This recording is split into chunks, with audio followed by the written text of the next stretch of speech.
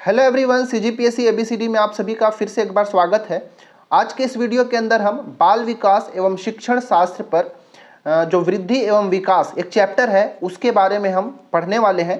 तो ये चैप्टर एक बार में हम कंप्लीट नहीं करेंगे क्योंकि बहुत बड़ा चैप्टर है। तो ये हमारा पार्ट 1 है जिसके अंदर हम ग्रोथ एंड डेवलपमेंट के ऊपर थ्योरी पार्ट को देखेंगे। इसका अगर आप सभी को एमसीक्यू का प्रैक्टिस करना है तो ऑलरेडी इसका एमसीक्यू जो है मैं अपने चैनल के अंदर डाल दिया हूँ, एक प्लेलिस्ट भी बना हुआ है। एमसीक्यू के 2 वीडियो जो है अभी तक बाल विकास एवं शिक्षण शास्त्र पर आ चुका है।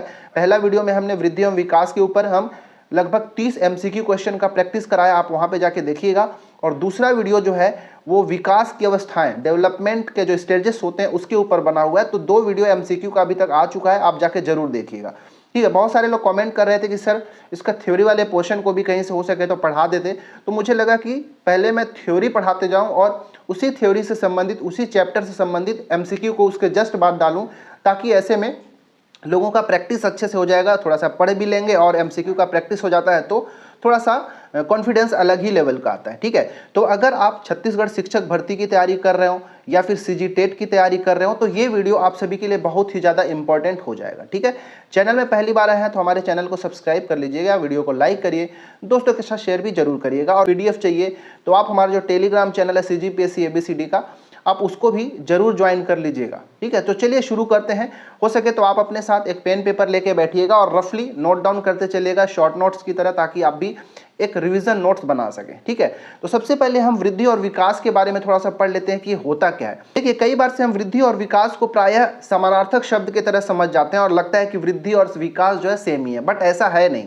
दोनों में बहुत ही महत्वपूर्ण अंतर होता है और कई बार से एग्जाम में पूछ लिया जाता है। तो उनके बीच का जो अंतर होता है उसको ध्यान से समझिएगा। देखिए, वृद्धि का तात्पर्य कोशीय विकास से, सेल्यूलर मल्टीप्लिकेशन से होता है, हमारे शरीर की कोशिकाओं के विकास से संबंधित होता है। लेकिन जो विकास का तात्पर्य वृद्धि के फलस्वरूप शरीर के समस्त अंगों में आने वाले विभिन्न परिवर्तनों की संगठित कार्य क्षमता बढ़ोतरी की प्रक्रिया से है। ठीक है, वृद्धि का मतलब एक कोशिका के विकास से संबंध रखता है, लेकिन विकास का क्या मतलब होता है कि कोशिका के विकास के फलस्वरूप जो हमारा शरीर का अंग बन के तैयार हुआ, वो सारे अंगों के अंदर जो परिवर्तन हुआ और परिवर्तन के पश्चात जो संगठित रूप से जो कार्य करते हैं उसका संबंध किससे? विकास से। याद रखिएगा। देखिए, जो वृद्धि होता है वो एकाकी प्रक्रिया होता है, अकेले होता है, जबकि विकास क्या होता है? बहुमुखी होता है। बहुमुखी का मतलब क्या होता है समझिएगा आगे। वृद्धि के अंतर्गत केवल शारीरिक विकास का हम देखते हैं, विकास देखते हैं, शारीरिक विकास को केवल वृद्धि के रूप में देखा जाता है। लेकिन जो विकास है, डेवलपमेंट है, उसका तात्पर्य होता है शारीरिक विकास से, मानसिक विकास, संवेगात्मक विकास, सामाजिक विकास, नैतिक विकास, ये सभी को हम देखते हैं। ठीक है, इसीलिए हम कहते हैं जो विकास है वो बहुमुखी प्रक्रिया है और जो वृद्धि है वो एकाकी प्रक्रिया है, जो शारीरिक विकास की ही बात करता है। ठीक है, थोड़ा सा और भी कुछ अंतर है उसको भी देखिएगा। वृद्धि मात्रात्मक होती है, ठीक है, क्योंकि इसमें केवल मात्राओं पे ध्यान देता है कि कितना वृद्धि हुआ, जबकि विकास जो है मात्रात्मक भी होता है और गुणात्मक दोनों होता है। वृद्धि जो है निश्चित समय तक होता है, लेकिन विकास जो है आजीवन, लाइफ टाइम चलते रहता है। वृद्धि का केवल मापन होता है, जबकि विकास का मापन और मूल्यांकन दोनों ही होता है। तो ये कुछ महत्वपूर्ण अंतर थे वृद्धि और विकास के अंदर, आपको याद रखना है, एग्जाम में पूछा जाता है।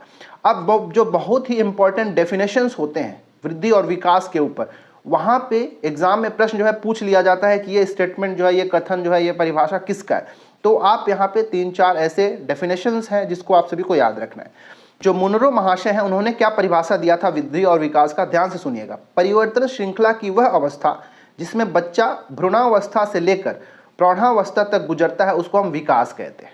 ठीक है, मतलब आप यहाँ पे परिभाषा को ध्यान से देख रहे होंगे तो उसमें केवल शारीरिक विकास की ही बात किया गया है। ठीक है, कोशिकाओं के विभाजन के फलस्वरूप जो शरीर का विकास होता है उसकी बात किया गया है, जिसको हम विकास कहते हैं। ठीक है, तो परिवर्तन श्रृंखला की वह अवस्था जिसमें बच्चा भ्रूणावस्था से लेकर प्रौढ़ावस्था तक गुजरता है उसको हम विकास कहते हैं। ये किसके अनुसार है? मुनरो के अनुसार।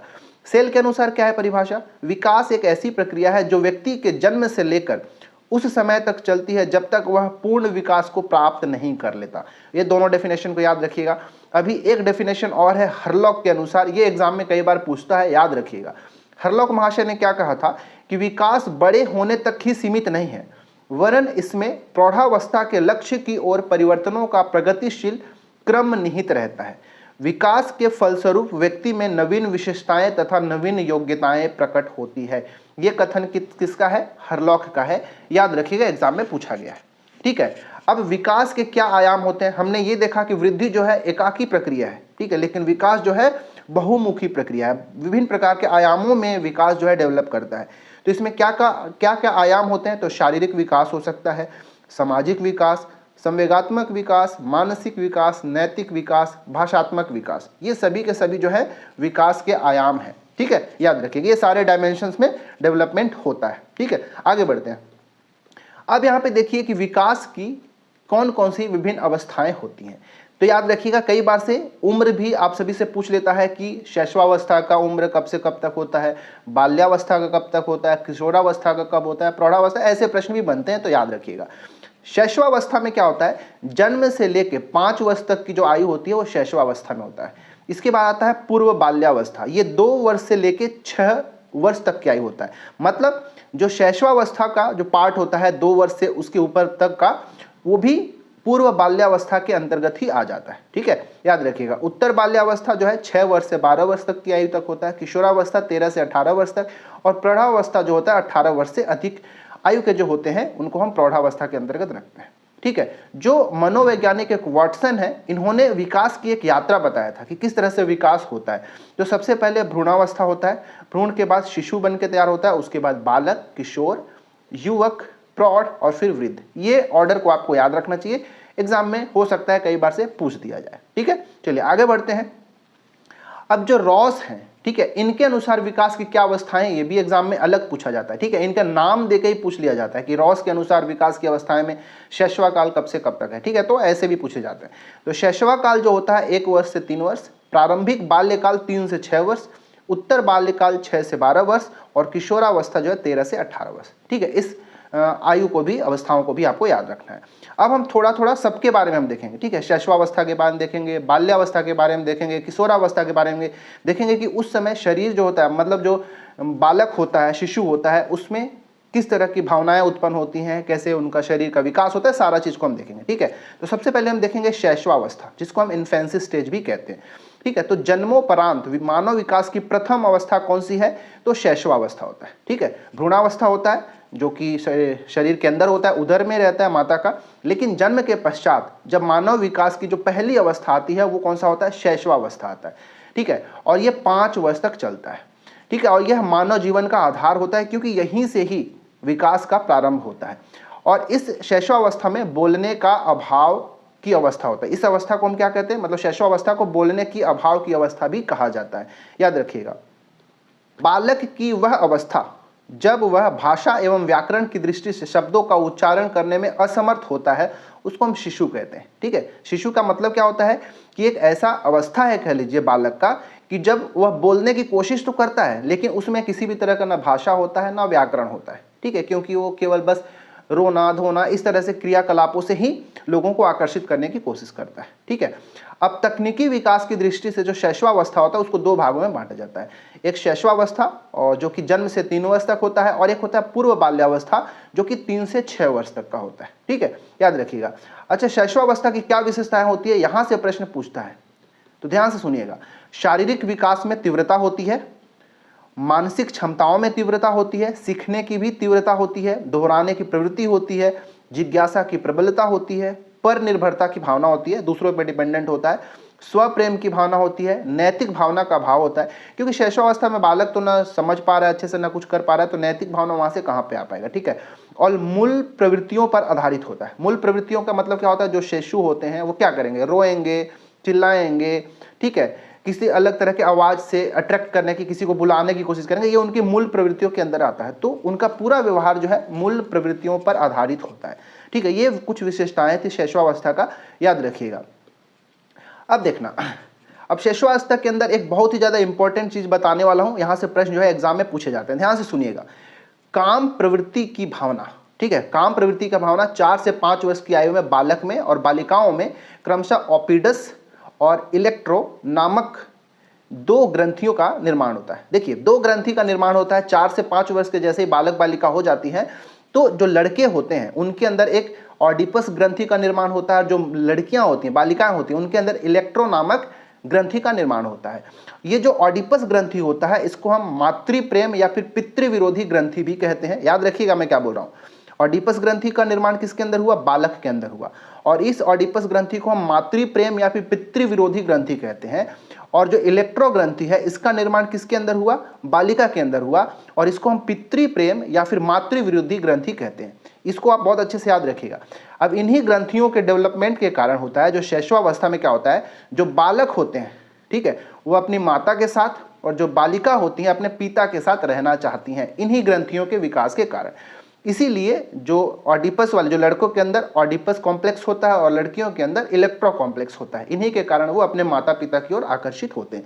लड़के जो हैं माता की ओर आकर्षित होती हैं और और जो लड़कियां होती हैं अपने पिता के साथ रहना चाहती हैं, याद रखिएगा। तो ये पूरी जानकारी थी जो कि शैशवावस्था के बारे में था। एग्जाम में ऐसे ही कहीं ना कहीं इन्हीं से देखने को मिलता है। अब हम आगे देखने वाले हैं बाल्यावस्था, चाइल्डहुड स्टेज के बारे में देखने वाले। और ये पहला अवस्था कौन सा था? जो कि शैशवावस्था था। और ये मानव विकास की द्वितीय अवस्था है और इसका कार्यकाल 6 से 12 वर्ष तक का होता है। और इसको हम प्राथमिक विद्यालयी अवस्था भी कहते हैं, क्योंकि प्राथमिक विद्यालय में एंट्री हो जाती है, 5 साल के बाद से ही हो जाता है, ठीक है।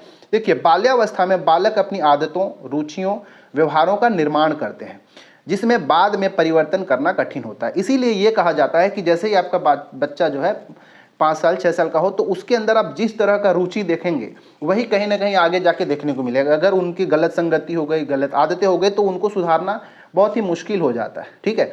चलिए, अब देखिए, रिचर्ड रॉस के अनुसार क्या होता है? बाल्यावस्था मिथ्या परिपक्वता की अवस्था, गंदी अवस्था और स्फूर्ति की अवस्था, ये सभी तरह से उन्होंने उसको परिभाषित किया है। किसने? रिचर्ड रॉस ने, ठीक है। अब बाल्यावस्था की क्या विशेषताएं होती है ये भी याद रखिएगा, ये भी प्रश्न में पूछा जाता है। प्रश्न होते हैं मतलब कैसे यहाँ पे पूछा जाता है, आपको ऑब्जेक्टिव के फॉर्म में दे देगा और बोल देगा कि कौन सा बाल्यावस्था की विशेषताएं नहीं है। तो इसलिए आप सभी को विशेषताओं के बारे में पता होना चाहिए। तो शारीरिक और मानसिक विकास में स्थिरता आ जाती है, मानसिक योग्यता में वृद्धि होता है, जिज्ञासा की प्रबलता बढ़ जाती है, आत्मनिर्भरता की भावना का विकास होता है। हमने देखा कि शैशवावस्था में क्या होता है? पर निर्भरता होता है, दूसरे पर डिपेंडेंट होते हैं। लेकिन जैसे ही बाल्यावस्था में आते हैं तो आत्मनिर्भरता की भावना का यहाँ पे विकास होना शुरू हो जाता है। इसके बाद रचनात्मक कार्यों में रुचि लेने लगते हैं, ठीक है। चलिए आगे देखते हैं। अब किशोरावस्था के बारे में देख लेते हैं। किशोरावस्था क्या होता है? किशोरावस्था जो है 13 से 18 वर्ष की जो अवस्था होती है उसको हम किशोरावस्था की कैटेगरी में रखते हैं। इस अवस्था में इस अवस्था को जो वेस्टर्न कंट्रीज है उसको टीनेज कंट्री भी कहते हैं, ठीक है, याद रखिएगा। स्टैनले हॉल ने इस अवस्था को संघर्ष, तनाव, तूफान और विरोध की अवस्था कहा है, क्योंकि आपने देखा होगा जो 13 से 18 वर्ष के जो बच्चे होते हैं ना, वो कई बार से छोटी छोटी बातों पे लड़ने लगते हैं। घर में देखते हो कि एकदम तूफान मचा के रख देते होते हैं, हर बात में विरोध करना शुरू कर देते हैं। तो इसीलिए जो स्टैनले हॉल ने क्या कहा है, किशोरावस्था को संघर्ष, तनाव, तूफान, विरोध की अवस्था कहा है, क्योंकि इस समय उनके नए नए दोस्त बनते हैं, डिप्रेशन होता है, लड़ाई झगड़े होते हैं, सब कुछ होता है, ठीक है। चलिए, अब किशोरावस्था को परिवर्तन की अवस्था भी कहा जाता है, जीवन का स्वर्णकाल भी कहते हैं, जीवन का कठिन काल भी कहा जाता है, संवेगात्मक उथल पुथल की अवस्था कहा जाता है, और इसी समय घनिष्ठ मित्रता की अवस्था भी कहा जाता है, ठीक है। तो इस तरह के उपनामों से इस किशोरावस्था को जाना जाता है, ठीक है। तो इस पार्ट 1 के अंदर हम इतना ही कुछ देखते हैं, इतना ही ज़्यादा पूछा जाएगा। हम अगला जो इसका पार्ट 2 लेके आएंगे उसमें हम डेवलपमेंट की हम बात करेंगे, ठीक है। विकास की कौन कौन सी अवस्थाएं होती हैं, विकास के कौन कौन से सिद्धांत होते हैं, इन सारे चीज़ को हम पार्ट 2 के अंदर देखेंगे, ठीक है। तो इससे रिलेटेड एमसीक्यू भी हमारे चैनल में है, तो जितना कुछ मैंने बताया उससे रिलेटेड एमसीक्यू को वहाँ पे जाके प्रैक्टिस कर लीजिएगा। इसका जो रिमेनिंग पार्ट है वृद्धि और विकास से संबंधित जो पार्ट 2 होगा उसका मैं जल्द ही वीडियो ला दूंगा, तो वहाँ से आपका हो जाएगा, ठीक है। तो आप लोग अगर शिक्षक भर्ती की तैयारी करते हो, सीजीटेट की तैयारी करते हो, किसी भी एग्जाम की तैयारी करते हो और ये पार्ट अगर आपका एग्जाम में आता है तो आप सभी के लिए बहुत मदद हो जाएगा। इसीलिए मैं इन सारे चीज़ों को आपके लिए लेकर आ रहा हूँ, ठीक है। तो चैनल में पहली बार आए हैं तो जुड़ जाइए हमारे चैनल के साथ, लाइक भी करिए, दोस्तों के साथ शेयर भी करिए, हमारा टेलीग्राम चैनल को भी जरूर विजिट करिए, ज्वाइन कर लीजिएगा। Thanks for watching our video.